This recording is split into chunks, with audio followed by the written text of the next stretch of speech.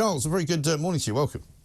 Morning, Mike. How's it going? Haven't spoken to you in a while. Yeah, no, indeed. This is good to see you. A lot of people said at the time when Rishi Sunak said he was going to grant more licences, said, it's going to take ages. It's never really, we're never going to see the benefit. So this is quite a good and fast development, isn't it? Absolutely. So they said they get first oil in 2026. Not too bad. Right. It's an untapped resource, 500 million barrels, which is approximately 1 year of UK oil consumption, so not insignificant. Right. And I think we need to put this in the context of why it is necessary. It is a very good thing that this has been granted.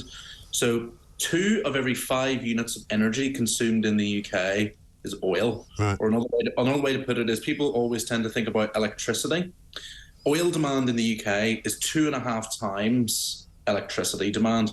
This type of investment is really important to, retain and grow high-skilled jobs in the UK. It's £8 billion worth of investment, 6.3 billion in British businesses. It's a very, very good thing. And if we look out, because obviously it isn't just producing in 2026 and then disappearing. This has a life.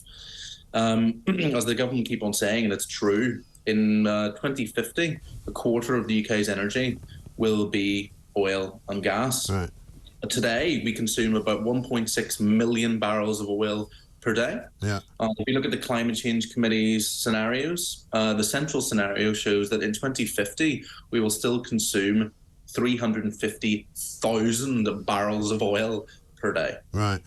Well, this is the thing, all of these people who want to see an end to oil production and gas drilling and all the rest of it are very short-sighted, because we're not going to see the end of oil or the end of gas. We know that there's still going to be plenty of it coming out of the Middle East. Don't think the Saudis have got any plans to stop selling us oil, have they, anytime soon? So it would make sense, would it not, as well, from a cost perspective, to have our own homegrown energy source? Absolutely. No, the impact on price from a field like this will be minimal. The price argument isn't the one here. From an energy security perspective, sure. Now, the question is, where will this oil go? Right. Now, gas is very expensive to transport, so it always tends to preferentiate a local market, i.e. the UK, because it's coming from the UK. Now, the oil, it is possible it will be exported. There's lots of complicated reasons for this, but what happens is oil is produced in the UK. The UK doesn't have the refining capacity to produce certain products. So, for example, the UK is a massive overproducer of petrol, but an underproducer of diesel. Right. We also, I think it's 80% of our aviation fuel is imported. And I've been digging through the statistics in the last few months. A really interesting thing. There's been a big growth in the imports of Indian aviation fuel into the UK. And what is effectively happening is Europe is banning the importing of Russian crude and Russian oil products. Right. So the Russians are selling it to the Indians at cheap prices, and then we're buying the refined product, aviation fuel, from India. But there's no Russian stamp on it. It's Indian aviation fuel. So it's originating in Russia, being refined in India, and then resold onto us. So it kind of makes a bit of a mockery of the sanction idea, doesn't it?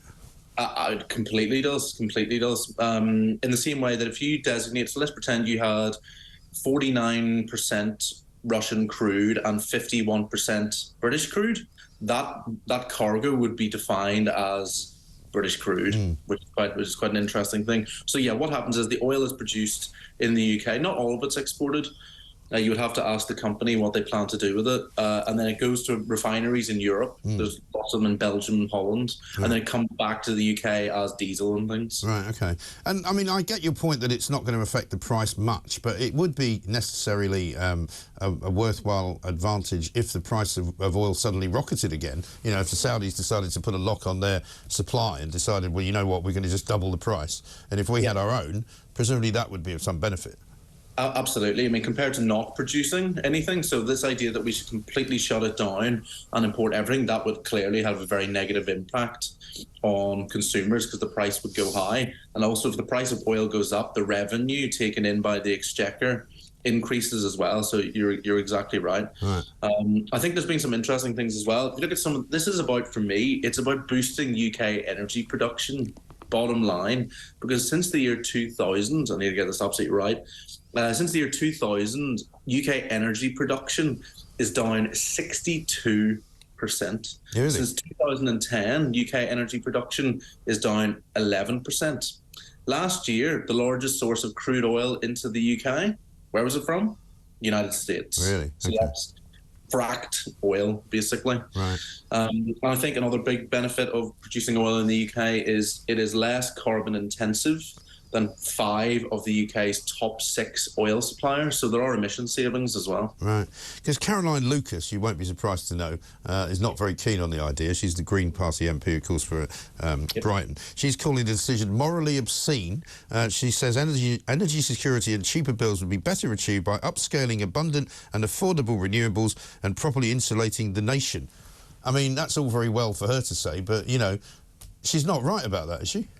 No. So I would say it's more morally obscene to import from... I mean, look, 6 of the world's top 10 oil producers are not free and open democracies. Right. Should we continue to rely on them? I would argue no. And on the wind and solar and insulation point, this is not a black or white debate. I don't know why it is framed as such. We need a shade of grey here. Right. We need to be going for everything to boost energy security, in my view. But unfortunately, there is a sort of a pocket of society, small pocket, I would say, but also a larger sort of political pocket, if you like, of people who want us to move away from fossil fuels, almost as though, you know, it's some kind of zealotry that they've got behind them. They don't want to talk about it. They don't want to debate whether it's a good idea. They think we have to do it in order to save the planet, when really we still don't actually know if it's going to have any effect or not. And I'm not saying that, you know, driving cars which are electric is a bad idea. I don't mind if some people want to do that, fine. But at the end of the day, nobody can tell me the answer to this question.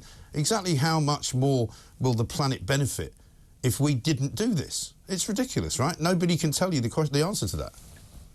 Yeah, look, I mean, there is no question. Well, Rishi Sunak is still committed to the 2030 68% emission reduction and the 2050 net zero, and that is in line with our international obligations. There is no question that in that transition we are going to continue to need oil and gas. The point you make is some people are ideological about this, so ignore that, or just ignore the facts. I really think there would be such a big benefit in boosting energy literacy in the UK more broadly, just so everyone can get on a minimum agreement. Because, I mean, this is not spin from the oil and gas sector. It is just fact. We are going to continue to need oil and gas. This is not a demand debate. This is a provenance debate. Where do we get it from? And if someone's trying to make the argument to me that it is better to import a more expensive, more carbon-intensive source of oil and gas that doesn't offer the economic, environmental or geopolitical benefits that domestic production does, I think that's a pretty difficult argument to make. Right. And is this the beginning of a few different licences, do you think, being announced today? So there's another site, Cambo, and a decision hasn't been made on that yet. That will be, again, for the government to decide if and when. That's offshore. Onshore, obviously, my previous job when I ran the trade body for the onshore oil and gas industry, the government reimposed a moratorium on fracking, and one of the 2 shale gas sites in Misson in the East Midlands is actually being decommissioned as we speak. Right. Interesting. So, as always, good to talk to you. Charles McAllister there, energy commentator.